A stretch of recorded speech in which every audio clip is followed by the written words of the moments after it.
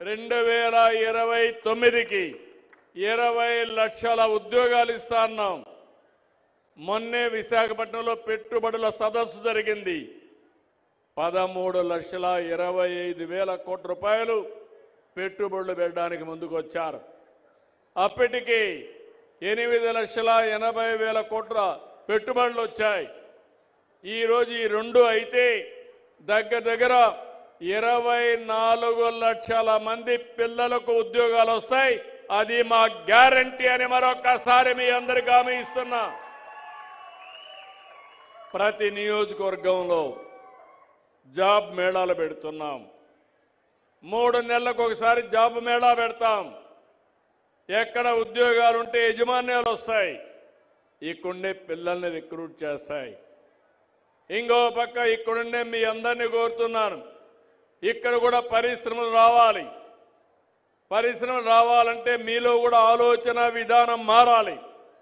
West Godavari జిల్లా అంటే, పాత జిల్లా కానీ ఏలూరు అంటే మీ ఆలోచన ఇక్కడ పరిశ్రమలు రావని. అది కాదు, ఇక్కడ కూడా రావాలి. అందుకే ఇప్పుడు కొత్తగా ఒకటి తీసుకొచ్చాను. ఒకప్పుడు ఒక పాలసీ పెట్టాను, 1 ఫ్యామిలీ 1 ఐటీ ప్రొఫెషనల్ అని.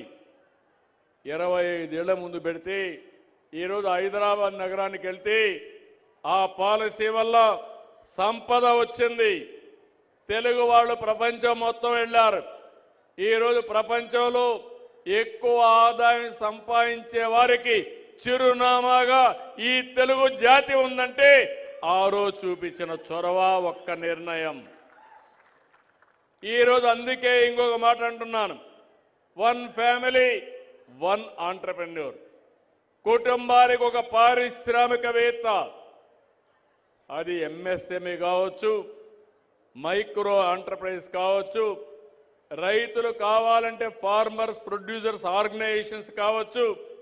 ఇవి పెట్టుకుంటే మీరు పండించే పంటల నుంచి మనం ఆదాయాన్ని సంపాదించుకోవడం, మధ్యవర్తులు లేకుండా మన పనులు, మన వ్యవసాయ ఉత్పత్తులు మనం చేసుకునే పరిస్థితి వస్తుంది.